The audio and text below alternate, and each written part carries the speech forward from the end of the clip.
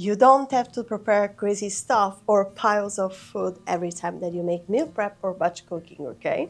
You just have to prepare something every week and you're gonna end up with plenty of food in the freezer or with a fridge that is well organized. Usually, when I watch this kind of video, I find it quite demotivating. It's often hours spent in the kitchen cooking or eating the same meal for every single meal, actually, or preparing 1,000 different things that require so much effort that make it hard to even get started. Sure, in the end, you get a perfectly organized kitchen, but my question is that really sustainable in the long run?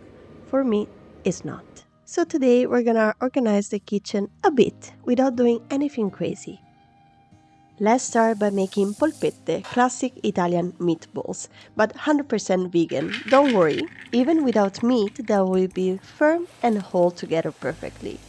For this recipe, we are using lentils. I cooked mine for 30 minutes, but you can also use canned lentils. Cook the champignon mushrooms and sauté them with balsamic glaze and soy sauce until golden and flavorful.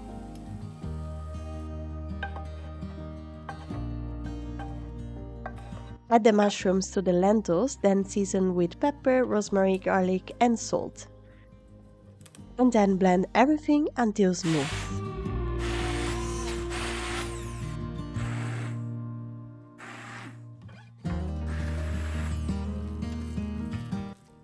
Finally, mix in ground flax seeds and breadcrumbs to help bind the mixture.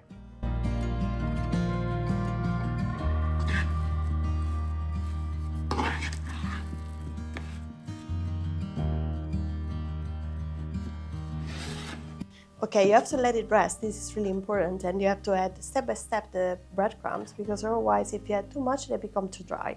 And if you add too little, you cannot shape them, and also they don't stay together. Okay? Once your mixture has reached the perfect malleable consistency, it's time to shape your polpette.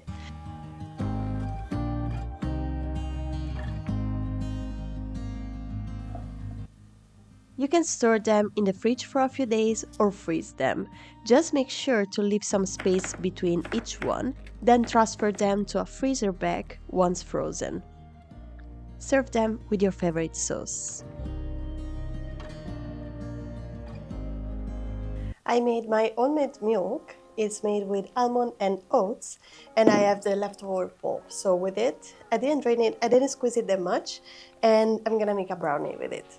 This recipe is super easy and zero waste. If you don't make your own homemade milk, just skip this part.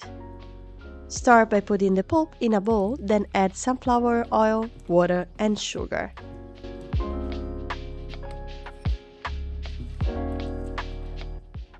Next, sift the dried ingredients. You can use flour or oat flour for a gluten-free option, along with baking powder and cocoa powder. Then mix everything together.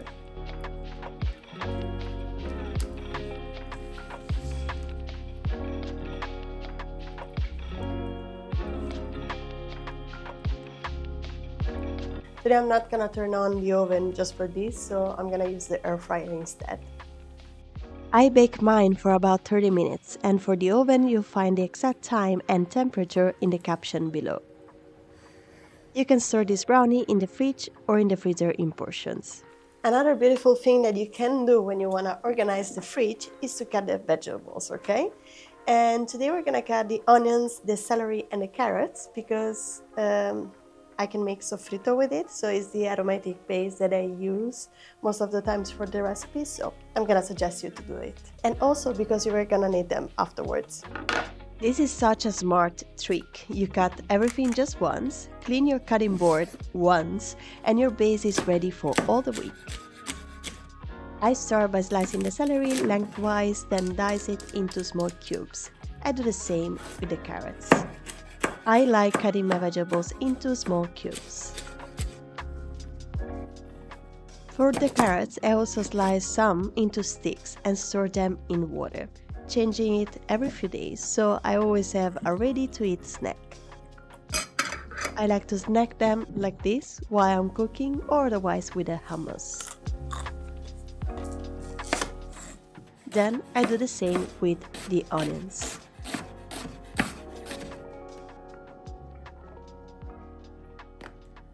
You can store them in containers in the fridge, ready to use all week. Trust me, like this, your life in the kitchen will become much easier. And now let's go on with the last recipe, and we're gonna need the veggies.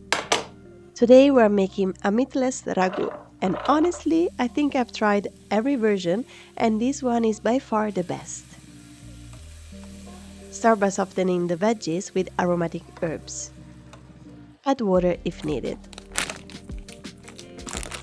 We'll be using tempeh, so blend it until it reaches a crumbly consistency, and do the same with the walnuts.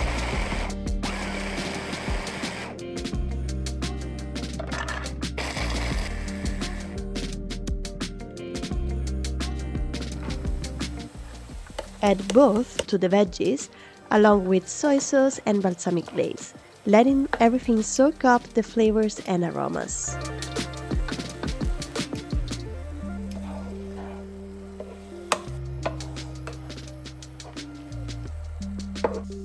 Finally, add your tomato passata and let it cook longer the better. 40 minutes will be ideal because the flavors only get richer. You can also freeze it for months. Store it in containers in the fridge and just make sure the ragu has cooled down before sealing. With the sauce ready, all you need to do is cook the pasta and serve. This is it for today's video. Thank you for sharing your time with me today, and see you next time. Ciao ciao!